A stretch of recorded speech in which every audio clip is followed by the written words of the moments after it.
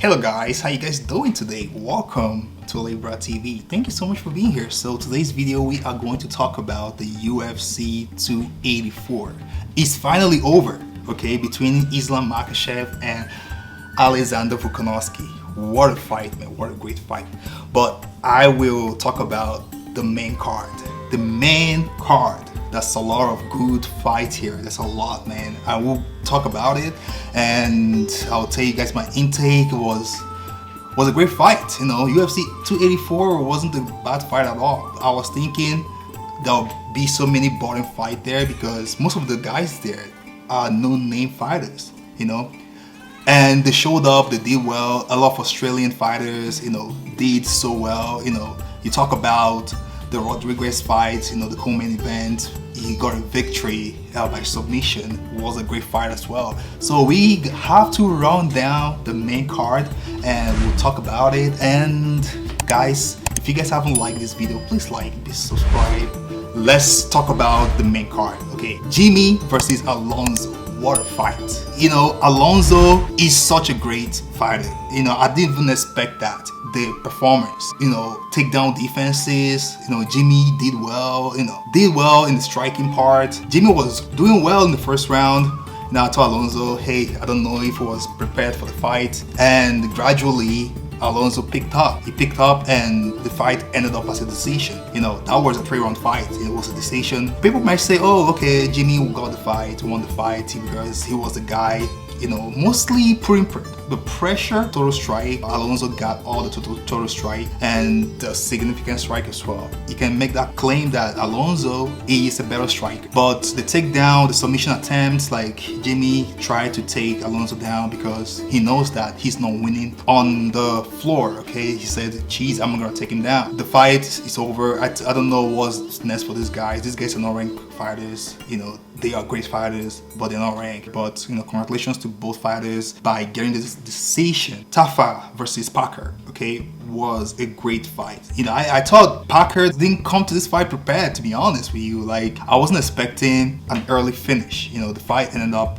as a TKO in the very first round, okay? Total strike for Justin Tafa, 8 out of 16. And Parker got 7 out of 16. And Parker did it well, you know, with a left hook. He dropped him, he, you know, knocked him out, and he ended the fight. You know, Parker, he seems he's a upcoming heavyweight fighter. It seems he is good. You know, I don't really know what's next for him. He might fight a ranked fighter in the future. You know, heavyweight, there's a lot of fighters out there. You know, we don't know how everything's gonna play out. Tuvasa might be there, might be fighting him because they have the same body type and, you know, they fight pretty much the same. You know, congratulations to Tafa. He did well in the fight and he ended the fight so early in the first round. You know, not a lot of fighters can do what he did, okay? You know, the Australian guys are doing well in this fight. They did well in this fight, man. And let's talk about the Jack versus Randy Brown. You know, Randy Brown came into this fight hype. I don't know what went wrong there. Seems like he is not that good of a striker, to be honest. He's not good of a striker. You know, Jack took advantage of that, like in the very first round, and he submitted Randy. He knocked him down, and he went straight up and grabbed a submission. You know, Jack did well. Let's put it that way. Like total strike, he got all the total strike, 18 out of 35, and significant strike, 14 out of 31.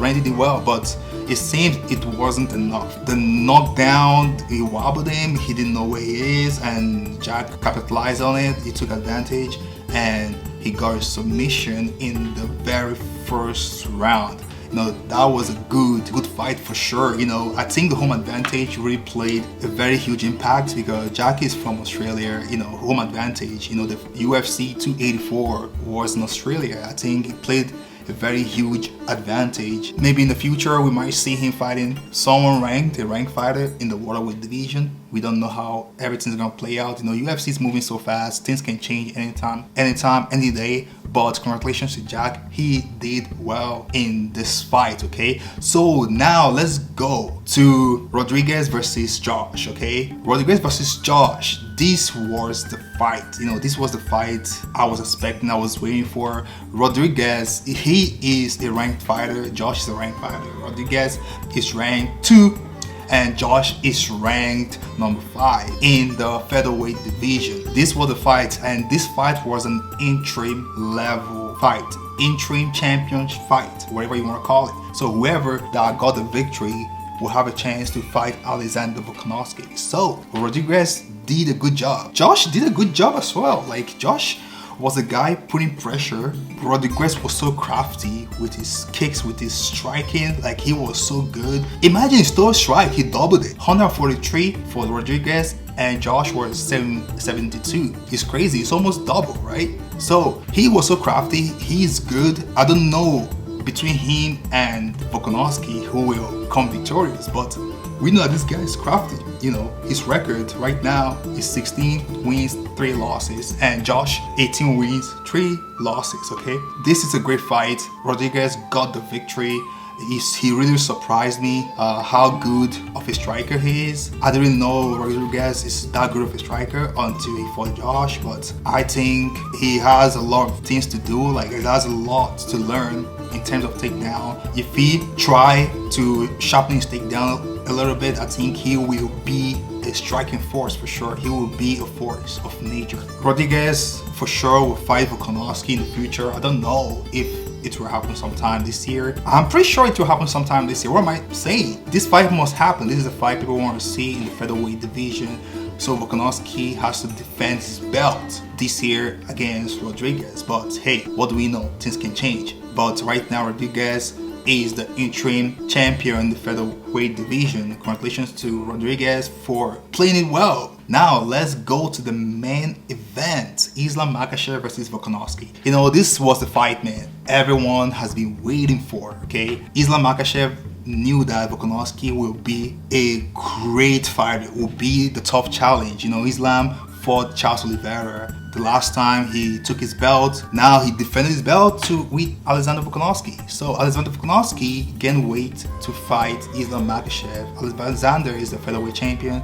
He gained a few pounds to fight the lightweight champion, which is Islam Makhachev. And it didn't turn out the way Alexander was expecting. Islam Makhachev took the victory by decision. Okay, I watched the entire fight. That fight was a good fight. That was a very great, entertaining fight. I don't know if we will get a second fight, man. If UFC can put this together and make another fight, Islam versus Alexander Volkanovski, it won't be about the fight for sure. I don't know how everything will play out, but we know that Islam was good. Okay, first round, second round, he was doing good. Even in the striking, I was surprised how good of a striker Islam is. Like, we know that Islam is Khabib's friend and they train together.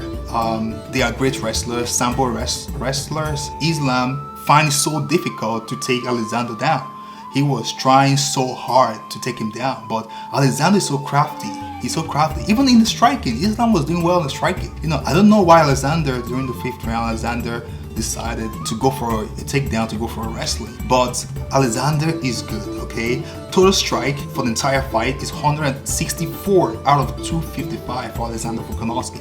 To show you how great of a striker he is. He was a great striker, man. To me, he was a better striker. Significant strike, 70 out of 143 for Volkanovski. And Islam got 57 out of 95. Takedown, jeez. Islam Makhachev was trying to take Alexander down. He finds it so hard to take Alexander Volkanovski down. I don't know what's next for Islam, but there's so many tough challenges. We have heard him saying that he will go up and fight a champion between Edward or Usman. Okay, we don't know how everything will play out. We know Usman and Edward will fight anytime soon, like I think in a couple months.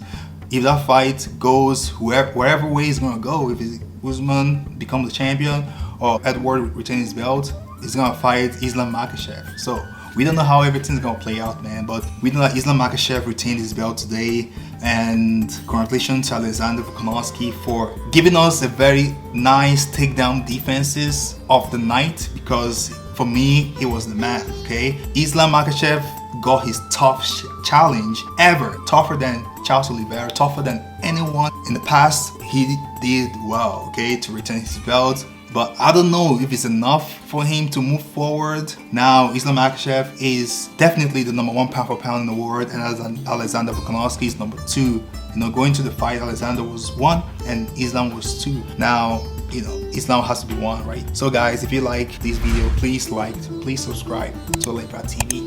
Thank you so much for watching. I'll see you guys later. Peace.